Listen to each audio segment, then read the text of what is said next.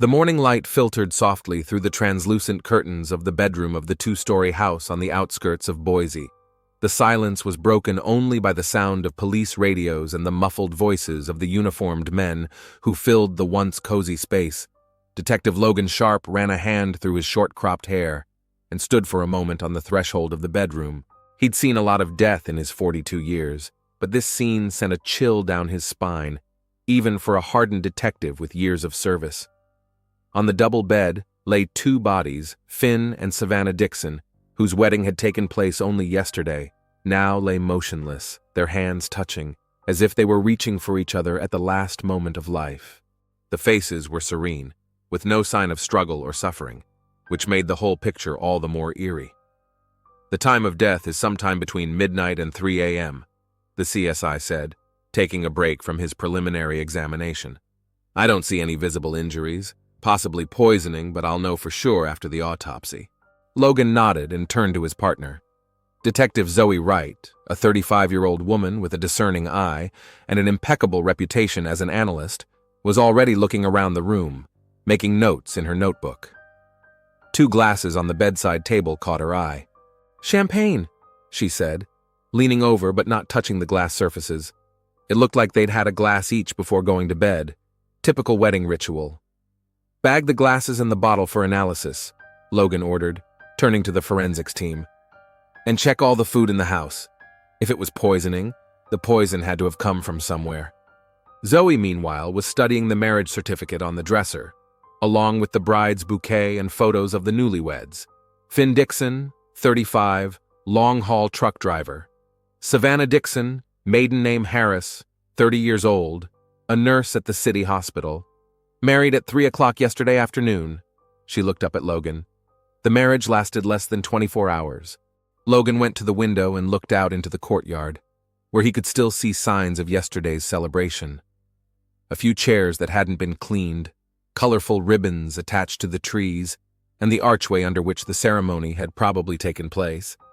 "Who found the bodies?" he asked, not taking his eyes off the yard. "Emma Johnson, the housekeeper," Zoe answered, looking over the notes. "She came in this morning to clean up after the party." The door was unlocked, which didn't surprise her since the newlyweds had said she could come in the morning. When no one responded to her greeting, she went upstairs and found them in that condition. She immediately called 911. "Where is she now?" "In the living room," giving a statement to Officer Parker. Logan nodded and turned back to the bodies. He scrutinized Finn and Savannah's hands, their faces, their necks, looking for the slightest signs of struggle or resistance. Nothing. If this was a homicide, the victims didn't realize they were in danger until the last moment. "Check their cell phones, social media, contacts," he told Zoe. "I need to know if they had any enemies, conflicts, maybe someone who was against their marriage." "Already on it," she replied, picking up Savannah's smartphone from the nightstand. "The password, of course. I'll have to get a warrant to unlock it." Logan glanced around the room once more, taking note of every detail. Two suitcases stood against the wall, already packed for the honeymoon. Savannah's wedding dress hung on a chair, neatly smoothed out as if she planned to keep it as a keepsake. Finn's tie was lying on the floor by the bed, the only item that disturbed the perfect order of the room. "I found 2 plane tickets on the table in the hallway," Zoe said, coming back into the room. "Hawaii, leaving tonight at 16:30. They were supposed to go on their honeymoon." "We didn't make it," Logan said quietly. "What did the housekeeper say?" "Nothing unusual. The wedding went great, and the guests left around 10 o'clock at night. Emma helped clean up most of the trash and left around 11, leaving the newlyweds alone. They looked happy, no arguments or tension that she noticed." Logan frowned, running through all the options in his head. If it wasn't suicide, someone really wanted them to not live to see their honeymoon. We should make a list of the wedding guests and interview everyone. Who had access to their food, drinks, who was the last person to see them alive. "Already requested the list from the wedding planner," Zoe nodded. "And by the way, here's something else interesting. I found a torn greeting card in the bathroom trash can. Someone had written, 'You're making a mistake. Come to your senses before it's too late.' Unsigned. A threat or a warning? Hard to tell without context. Logan rubbed his chin thoughtfully. All right, let's split up. You finish up here, gather all the evidence you can with forensics. I'll go canvass the neighborhood, see if anyone saw anything last night. The Dixons' neighborhood was a quiet suburb where neighbors knew each other, if not by name, at least by face. Logan started with the house across the street where the elderly Smith couple lived. A terrible tragedy. Mrs. Smith, a gray-haired woman in her 70s, shook her head. Such a young couple, and on their wedding day. I can't believe it. Did you see or hear anything last night? Logan asked, pulling out his notebook. No, nothing out of the ordinary. The wedding was over pretty early, and the guests left quietly. I go to bed at 9, so I can't say anything after that. What can you tell me about the Dixons? What were they like as neighbors? Mrs. Smith smiled, but there were tears in her eyes. Wonderful. Finn always offered to help if he saw my Harold tinkering in the garden. And Savannah, such a kind girl, bringing us homemade baked goods for the holidays, asking about our health. They've only lived here 2 years, but they've become like family. Did you notice any conflicts between them? Any arguments, loud conversations? Never, the woman answered firmly. They were a very friendly couple. Of course, in any relationship there are disagreements, but they always solved everything calmly. Finn adored Savannah. It was evident by the way he looked at her. Logan wrote down the statement and continued his rounds. In most of the houses, the stories repeated themselves. Perfect couple, no problems, everyone loved them. Only in one house, 2 lots away from the Dixons, did he hear something different. Finn was a good guy, but he had a temper, said Michael Johnson, a young man in his 30s. I'm a driver myself. Sometimes we crossed paths on the job. He could be sharp, especially when it came to money. I once saw him having a serious conversation with some guy outside his house. Apparently, he owed him a favor. Do you know who this guy was? No, but I saw him at the wedding. I think it was Savannah's brother or some other relative. Dark-skinned guy, medium height, short haircut. Logan made a mental note to verify that information. What about last night? Did you notice anything unusual? No, it was quiet. I got home from work around midnight. The lights were on in their house, but it didn't strike me as odd. Newlyweds, first night out after the wedding. He shrugged awkwardly. By mid-afternoon, Logan and Zoe met up again at the Dixon house. The forensics team was finishing their work. The bodies had already been taken to the morgue. What did you find out? Logan asked, sipping coffee from a paper cup. Zoe opened her laptop. Not much yet. Savannah's social media feeds were just the usual posts about work, friends, and wedding preparations. No hints of trouble or threats. Finn's accounts are barely active, mostly professional work-related contacts. What about the wedding guests? There were 48 people in total, including staff. Most were friends and co-workers from both sides, family of the newlyweds. Savannah has a brother, James Harris, 33, works as a mechanic. He was at the wedding, one of the last to leave. We haven't interviewed him yet. Logan remembered his neighbor's words. Maybe there was some kind of financial disagreement between Finn and Savannah's brother. We need to look into their relationship. Another interesting thing, Zoe continued. I talked to Savannah's friend, Tara Wilson. She was a bridesmaid, according to her. Savannah was perfectly happy, but about a month before the wedding, she noticed Finn's strange behavior. He became more tense, often talked on the phone alone. Once she heard him raise his voice during a conversation. Do you think he was having problems? Maybe. Tara speculated that it might have been work-related, but she didn't know for sure. Savannah hadn't shared any concerns with her. Logan thought for a moment. A picture was beginning to emerge, but it was still too fragmented. Okay, let's summarize what we have. Young couple, just married, found dead the next day. No signs of violent death, presumably poisoning. Bride's brother may have had a financial disagreement with the groom. The groom may have had some problems he wasn't telling us about. And a mysterious warning card. Don't forget the champagne. If it's poisoning, that's where the poison could have been, Zoe added. Forensics have already sent samples to the lab. When will the autopsy results come back? They said tomorrow morning, along with toxicology. Logan stood up and walked to the window, looking out at the quiet street. Now he was going to disturb that tranquility by digging into people's lives and secrets to find the truth. We'll talk to James Harris tomorrow morning, and we need to look into Finn's financial situation. his work contacts, recent conflicts.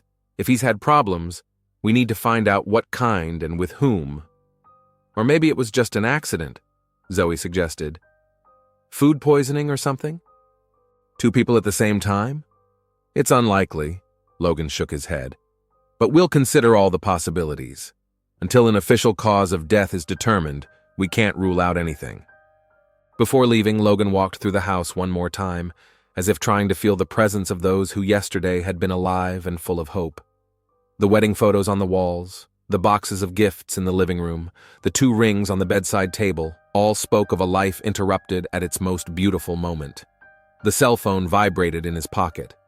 It was Lieutenant Morris, their immediate superior. "Sharp," Logan answered. "How's it going with the newlyweds?" the lieutenant asked without preamble. "We're still gathering information. We're waiting for the autopsy and toxicology results. Tomorrow we'll start detailed interviews with close relatives and friends. Keep me posted. This case has already gotten a lot of media attention. 2 newlyweds found dead after a wedding is a local news sensation." "Got it. We'll be quick but thorough." Logan finished talking and walked out onto the front porch where Zoe was waiting for him. "Ready for tomorrow?" he asked. "I have a feeling we're going to have a lot of work to do." "Always ready," she nodded. Whatever happened to those 2, they deserved justice. They got into the car and headed for the station, leaving behind the house that was supposed to be the beginning of a happy new life, but instead had become a crime scene. Ahead of them was an investigation that would probably bring out someone's dark secrets and motives. But for now, it was only speculation, and only facts could lead them to the truth. The next morning was overcast, as if nature itself was mourning for the lives that had been prematurely cut short. Logan Sharp entered the morgue building, where Zoe Wright was waiting for him. She was leafing through her notebook, making notes with a pencil. "Good morning," Logan greeted her, handing her a cup of coffee. "Ready to hear the results?" "As ready as you can be for these things," Zoe replied, accepting the coffee gratefully. "The pathologist is already waiting for us."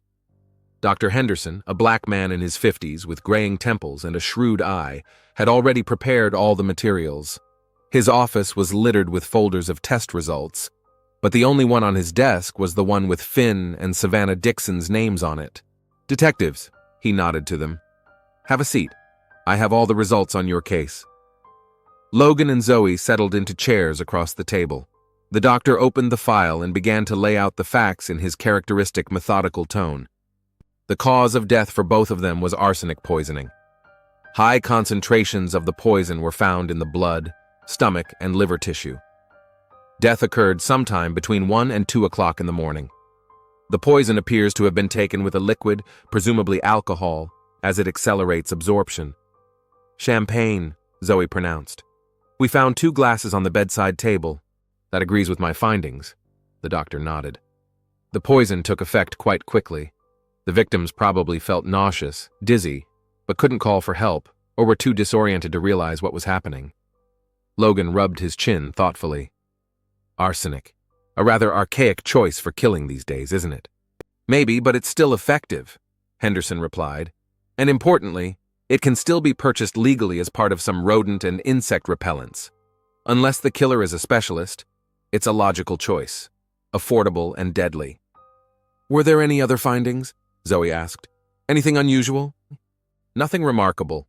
Both patients were perfectly healthy up until the time of the poisoning. No signs of struggle, defensive wounds, or bruising.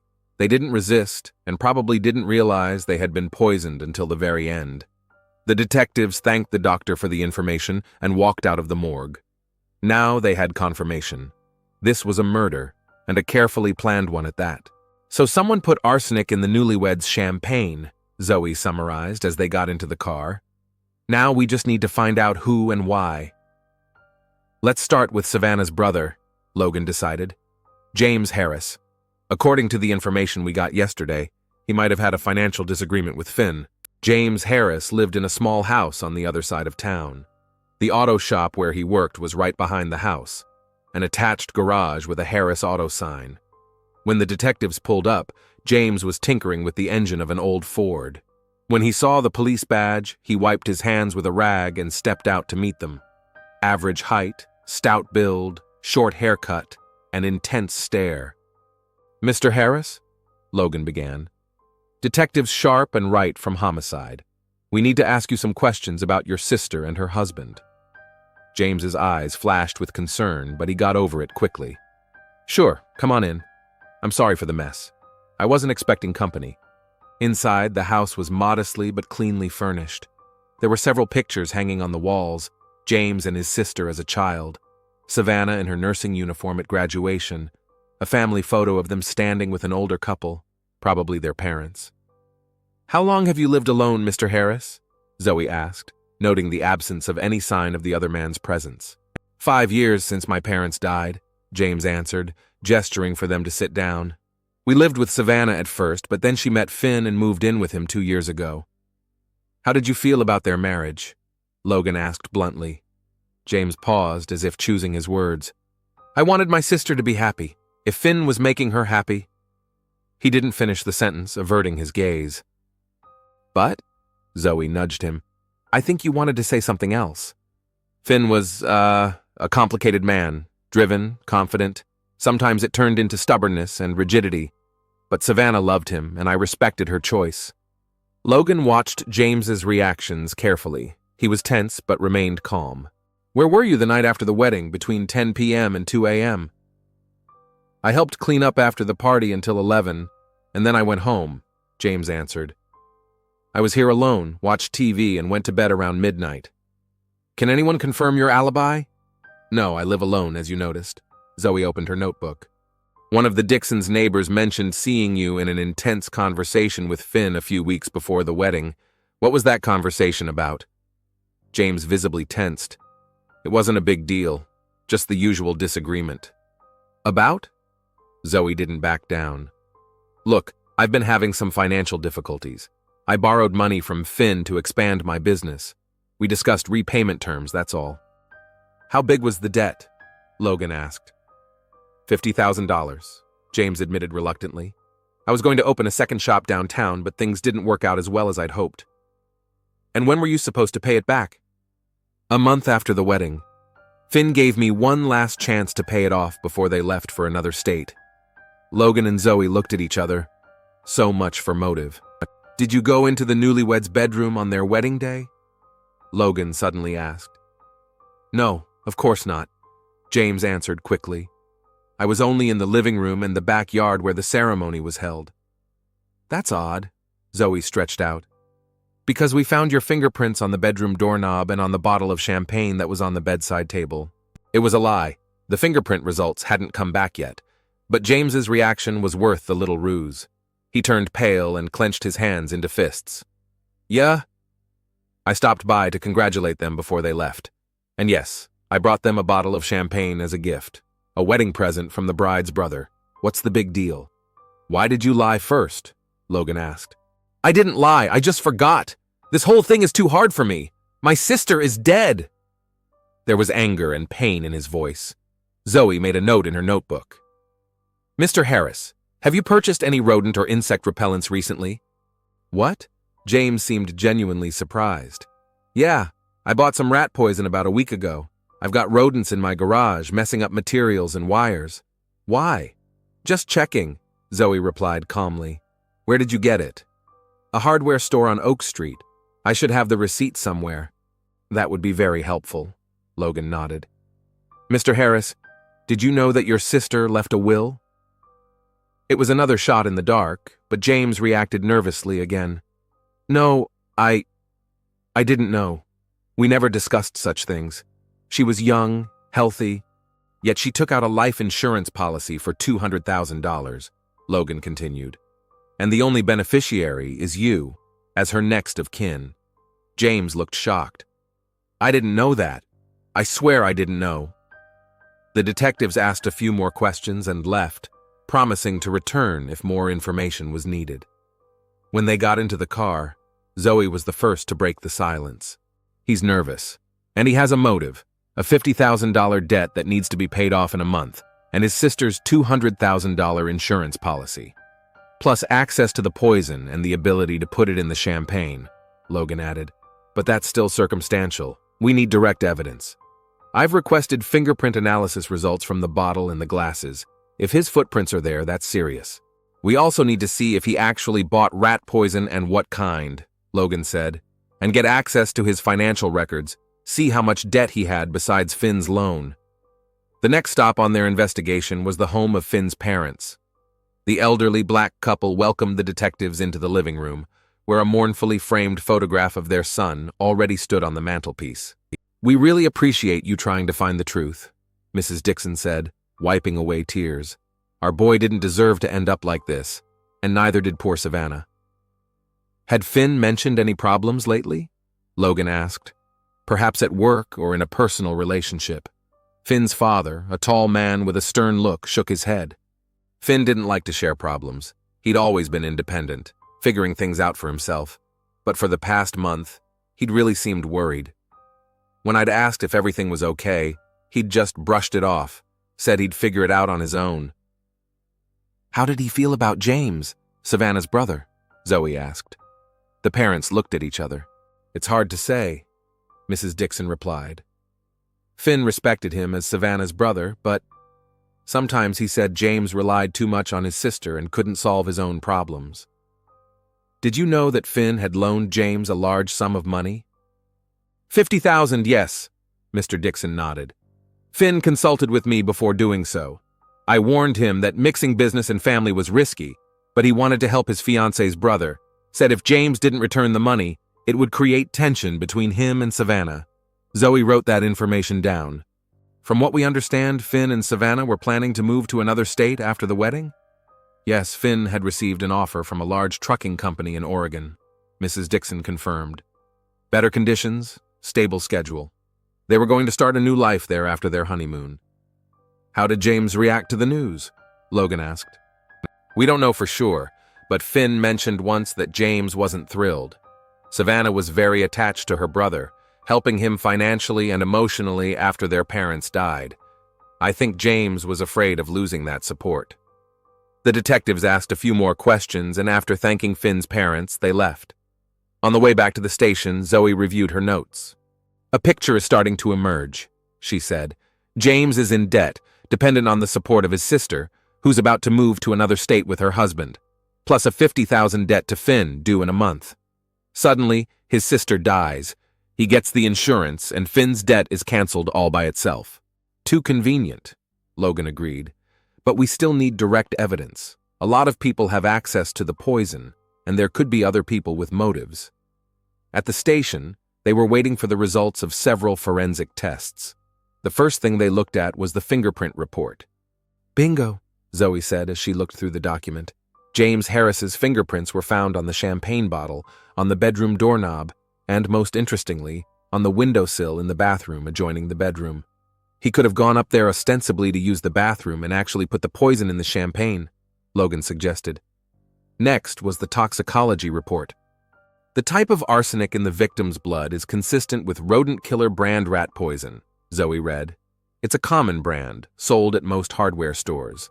Let's see if and when James bought that particular poison." Logan asked one of the officers to check the Oak Street store and their customer databases. An hour later, confirmation came back. James Harris had indeed purchased a package of rodent killer a week before the wedding. "It could still be a coincidence," Logan said. "He could have actually bought the poison for rodent control." "Let's check his finances," Zoe suggested. "If he really is in such desperate circumstances, it will strengthen our theory." After getting the necessary warrants, they accessed James Harris's bank accounts. The picture was disappointing. Several delinquent loans, minimal account balances, several late mortgage payment notices. "He's on the verge of bankruptcy," Zoe stated, "and Finn's debt repayment deadline is looming, plus the loss of his sister's financial support due to the move." "Desperate enough to go on a killing spree," Logan agreed, "especially when you consider that he's getting $200,000 in insurance money and getting rid of $50,000 in debt." They decided to check the Dixons' house again, now with the specific purpose of finding more signs of James in the bedroom or bathroom. In Finn's dresser drawer, they found a promissory note signed by James, with the exact amount and date of payment, exactly 1 month after the wedding. "That's the written proof of the debt," Logan said, studying the document. "And the due date is really soon." In the bathroom, forensics found microscopic traces of white powder on the windowsill, where James's fingerprints had been found. Preliminary analysis showed that it could be the same arsenic from the rat poison compound. "It looks like this is where he cooked the poison," Zoe suggested. "Used the bathroom as a cover so no one would see him go into the bedroom. All he had to do was put the powder in a bottle of champagne and it was done." "But why did both of them die?" Logan wondered.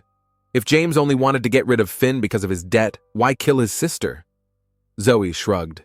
Maybe he hadn't calculated the dose, or didn't think they'd be drinking from the same bottle, or... She fell silent, pondering. Or her sister's death had been part of the plan, too. The morning of the third day of the investigation began for Detectives Logan Sharp and Zoe Wright with a meeting in Lieutenant Morris's office. They presented all the evidence they had gathered against James Harris and a plan of how to proceed. "So we have motive, opportunity, and circumstantial evidence," the lieutenant summarized, reviewing the reports. "But we need hard evidence for a trial." "We're working on it," Logan nodded. "Today we'll get the results of the comparative analysis of the poison samples from the store where Harris bought the rat poison with the poison found in the bodies of the victims. We also have probable cause to get a full search warrant for Harris's home and garage," Zoe added. "If he stored or prepared the poison there, we'll find traces of it." Lieutenant Morris leaned back in his chair, tapping his fingers thoughtfully on the desk. "All right, go ahead. But be careful. If he realizes we've gathered enough evidence, he may try to escape or destroy the evidence." "We've got surveillance on his house," Logan assured him. "He won't get away." After getting all the necessary warrants, the detectives led a team to James Harris's house. But when they arrived, a surveillance officer announced the disturbing news. Harris had loaded a bag into a car about an hour ago and driven off in an unknown direction. "Damn it," Logan cursed. "He found out about our investigation and decided to run. Send out an APB on his car to all patrol cars and checkpoints on the exits of the city. Zoe's already called tech. We need to track his cell phone and credit cards. Check every exit camera within a 50-mile radius of the city." Meanwhile, the forensics team started searching the house. Logan and Zoe decided to waste no time and join the search for evidence while the other officers were busy looking for Harris. In the garage that served as James's workshop, they discovered their first major find, a small safe hidden under a workbench. The technician opened it in less than 10 minutes. Inside were documents, including Savannah's $200,000 life insurance policy with James as the sole beneficiary, dated 3 months earlier. "He lied," Zoe said, studying the papers. "He knew about the insurance. What's more, according to these documents, he convinced his sister to take it out, supposedly just in case. And here's our main evidence." Logan pointed to a small plastic container at the bottom of the safe. Inside was a white powder. A preliminary rapid test confirmed that it was arsenic, similar to what was found in the bodies of the victims. In the house, the forensic team found several other important clues. A draft of a letter in which James asked Finn to extend the deadline for payment of the debt, with several aggressive crossed-out phrases, receipts from the hardware store, confirming the purchase of rat poison, and, most importantly, a page from a notebook with calculations of the dosage of poison and its time of action. "He planned it all out carefully," Zoe said, studying the notes. "This was a premeditated murder, not an impulsive act." That's when Logan got a call from an officer in the patrol division. "Detective Sharp? We found Harris's car in a parking lot near the bus station. He ditched the car and probably took a bus. Check all flights in the last 2 hours," Logan ordered, "and check the security footage. Maybe he's still at the station, waiting for the next flight." 20 minutes later, confirmation came. James Harris was seen boarding a bus to Salt Lake City that had departed 45 minutes ago. Fortunately, the police were able to contact the driver, and at the nearest stop in the suburb of Boise, Harris was apprehended by local officers. When Logan and Zoe arrived at the suburban police station, Harris was already sitting in the interrogation room, looking grimly at his handcuffed hands. "Mr. Harris," Logan began, sitting down across from him, "do you realize that running away only increases the suspicion against you?" "I wasn't running," James answered quietly. "I had to leave on business." With one bag, Leaving your car at the bus station and buying a one-way ticket? Zoe said skeptically. That doesn't sound like a business trip. I have the right to remain silent, James said stubbornly. Of course you do. Logan nodded. But I think you should know what we found in your house. He laid pictures of the evidence he'd found on the table, the insurance policy, the container of arsenic, the dosage calculations. You planned Finn's murder meticulously, Logan continued, but you didn't seem to intend to kill your sister. What went wrong, James? Harris was silent, but his face reflected the internal struggle. Zoe decided to change tactics. We understand that you were desperate, she said in a softer tone. Debt, the threat of losing your home and business, your sister leaving with a man who had you cornered. You saw it as the only way out. James looked up, his eyes a mixture of anger and pain. You don't understand. Finn didn't just demand repayment. He threatened me, told me that if I didn't pay up by the deadline, he'd take my house and my workshop as part of the debt, everything I owned. And then he was going to take Savannah to another state, take away the only person I cared about. But why kill them? Logan asked. You could have declared bankruptcy, started over. Bankruptcy? James grinned bitterly. I'd lose my mechanic's license, wouldn't be able to work in my specialty for at least 5 years. And Savannah, his voice trembled. She would have gone with him. He'd turn her against me, tell her I was using her, that I was a loser who couldn't solve her problems. And you decided to solve them by poisoning him, Zoe summarized. I didn't want Savannah to die, James whispered, lowering his head. I swear I didn't want that. I thought he'd drink the champagne alone. It was their tradition. He always had a glass before bed. I didn't know she'd be joining him that night. But you knew about the insurance, Logan remarked, pointing to the document. $200,000, more than enough to cover your debt to Finn and take care of all your financial problems. Yes, I knew about the insurance, James admitted after a long pause. I'd encouraged Savannah to get it after she'd almost been in a car accident last year, but I never planned to. He didn't finish the sentence, his shoulders shaking with silent sobs. Logan turned on the recorder for a formal confession. Mr. Harris, do you admit that you purchased the arsenic for the purpose of poisoning Finn Dixon? James slowly raised his head, his eyes red with tears. Yes, he answered in a hoarse voice. I bought rat poison the week before the wedding. I extracted the arsenic from it and calculated a dose that would kill a grown man. How did you put the poison in the champagne? During the wedding, while everyone was dancing, I went up to the bedroom to use the bathroom. Finn always kept a bottle of champagne in the bedroom for special occasions. I knew he'd be sure to open it on their wedding night. I mixed the powder with a little water and poured it into the bottle through a special syringe without damaging the cork. Then I went back to the guests. No one noticed anything. Did you realize you were committing a crime? Zoe asked. Yes, James answered quietly. But at that moment, I felt like I had no choice. Finn was ruining my life.